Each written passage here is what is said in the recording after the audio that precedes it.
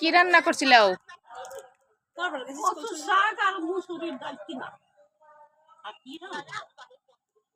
তুমি এখনো রান্না করতে পারো তাহলে?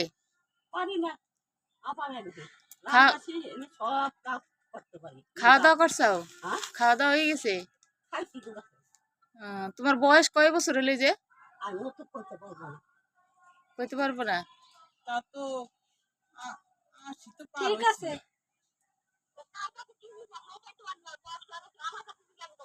কয় বছর বয়স? তাও তো কইতে পারলি না। বাবার 65 বছরে, তো উনি তো আর কত বছর বয়স বেশি।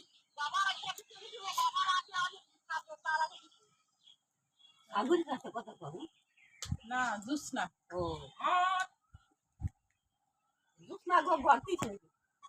মাছ